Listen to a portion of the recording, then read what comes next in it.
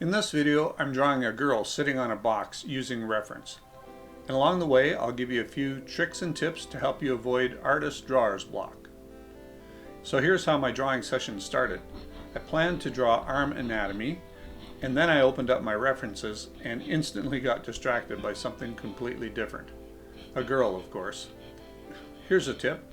If you're struggling to begin drawing, grab reference photos. They instantly kickstart your brain. But honestly, it's fine because most people don't walk around with crazy jacked superhero arms anyway. Drawing average arms matters. And I use drawings like this as templates to practice anatomy later. And you'll see that in another video. I also had a major fail at the start of this drawing session. So instead of wasting 20 minutes trying to fix it, I just started over. Big tip, save the frustration and restart early.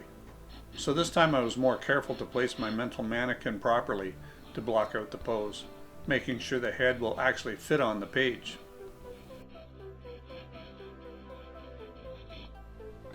Okay, so I just wanted to take a minute and explain to you what I'm talking about when I say a mental mannequin.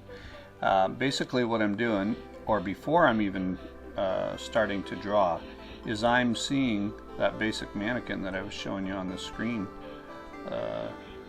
previously. And so here's what I'm seeing for the hip bones, right? And basically I want to make sure that I place that first and get that, you know, the box in place that she's sitting on. So I've got this. So the next thing I want to do is make sure that, unlike my first attempt there where I ran out of room, I get, oh, let me undo that, that was pretty messy, is I get the head in place and give myself lots of room to work with. So once I have that in place and get the collarbones, now I know everything's going to fit, right? So get the collarbones there, and then I know the shoulders are going to be here. Now if I want to, I could also add in like the chest cavity, which I know is going to be, whoop, I meant to switch colors there, right? Add in the chest. At least in my mind I know these things are there, right? So that's really helpful to have that in mind also. It helps you to place the body, and then you know that you know, the body's going to flare out over those hip bones like that. Okay. All right, now getting back to mentally visualizing the mannequin. So the legs coming out here, you've got that big old knee bone, and the other one, because the leg kind of folds in on itself, and then we've got the foot here. Perhaps I'll go to black here for the foot, and maybe I'll make it that shape, right? And then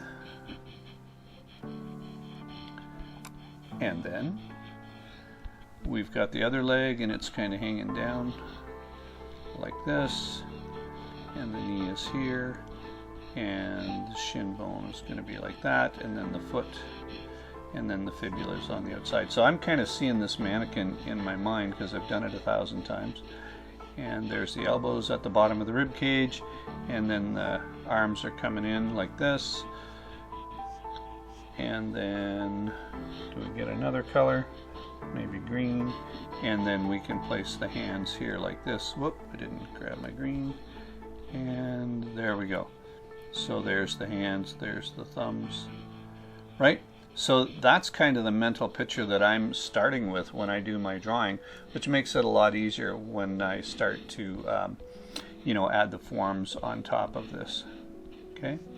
All right. So I hope that helps you. You know, get that mannequin, you know, in your mind, even if it's just a real basic, simple shape like that. Kind of have that in your head. Make sure you understand the proportions. You know, the hips are at halfway, the head obviously here, and then you just divide this top part into 3 pieces. The head and neck is one part, the rib cage to the bottom of the ribs is part 2, and then the whole pelvic area there is part, from the bottom of the ribs to the pelvic, is part 3. 3 parts for the top, and the knees actually should be a little higher here. they are slightly above halfway. So there you go. And that's what I'm thinking about when I'm laying out a drawing.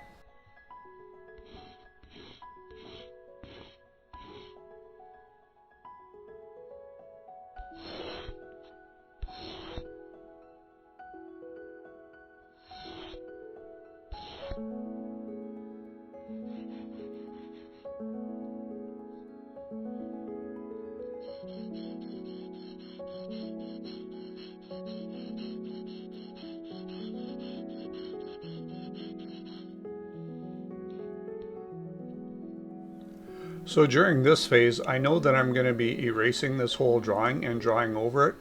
So while I do put in some detail, I'm not overly concerned about it because I know I'm going to do a refined drawing over top of this. So just keep that in mind.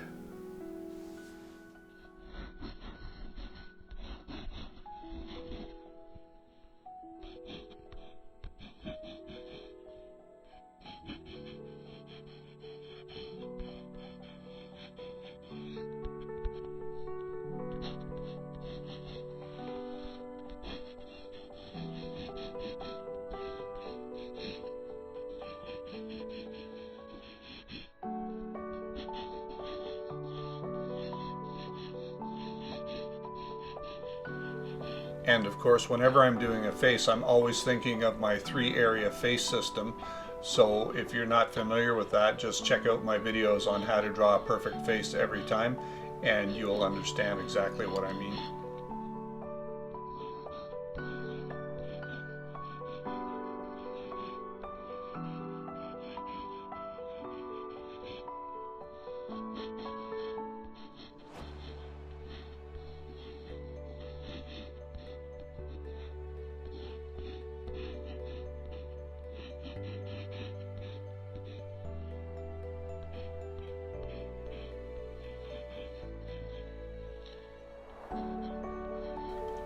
Overall, I'm pretty happy with the way this drawing was going.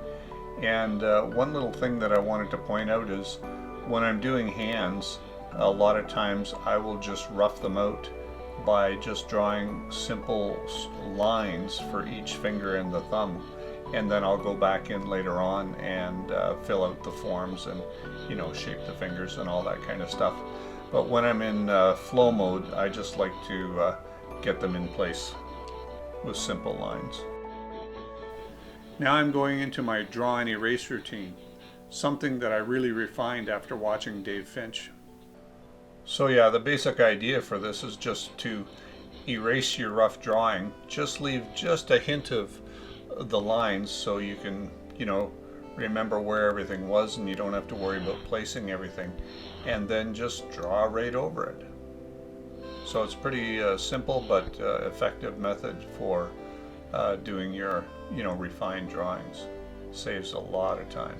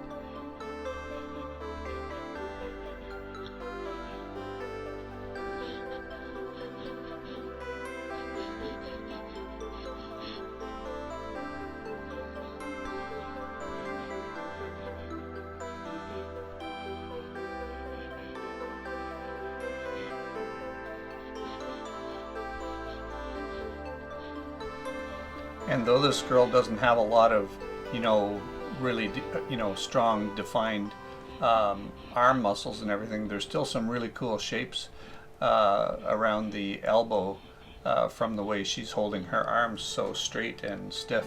So I wanted to make sure I got those in place.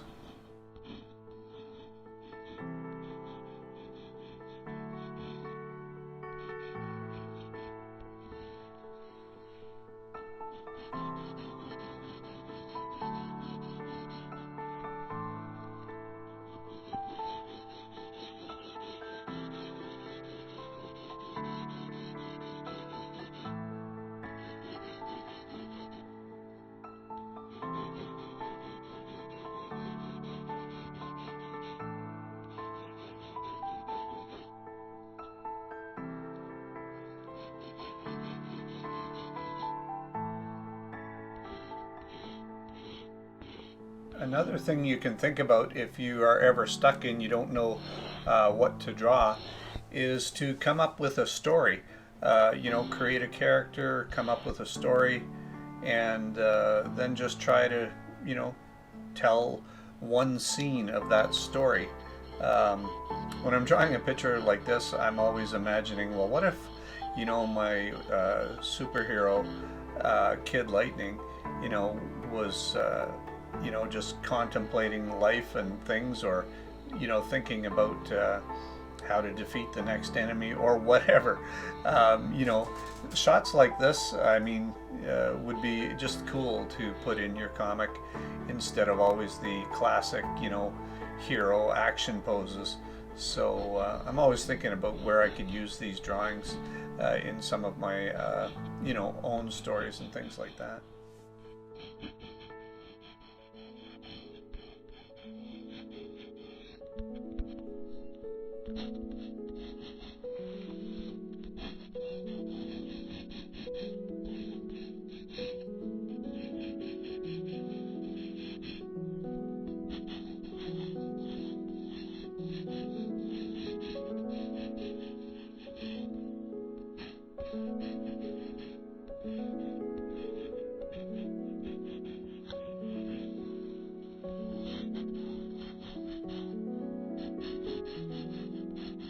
I thought it was cool the way the weight of her leg sitting on the box is forcing that calf muscle to bend like that. So those are little details, to keep in mind when you're drawing. Why is this, shape happening and all that.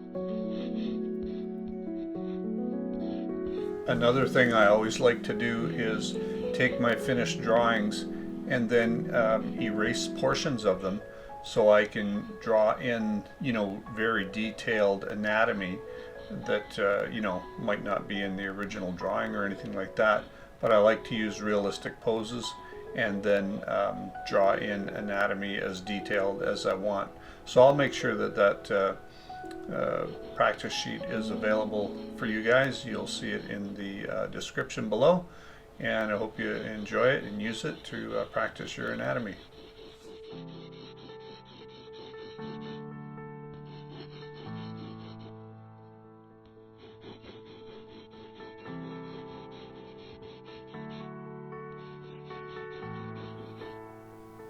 So yeah, now it's time to, do the full fingers and that, but I still find that having those just simple lines in place really help me to pose the hand correctly in all the fingers. So it's a simple way to not get bogged down when you want to lay out the entire drawing.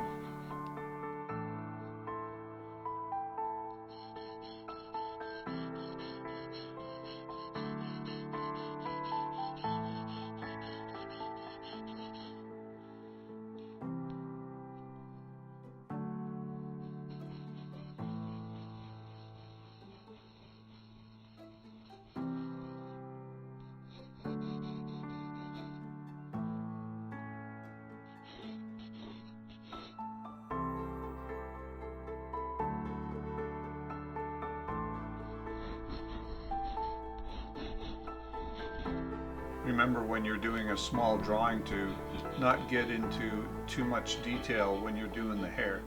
Just big basic shapes and maybe a few, flips just to show some hair motion and things like that. So yeah, keep it simple for the hair. So there you go, a clean drawing session and a few tips to help you ease into drawing mode and avoid artist drawer's block. If you enjoyed this video and picked up something useful, hit like and subscribe. New video coming soon.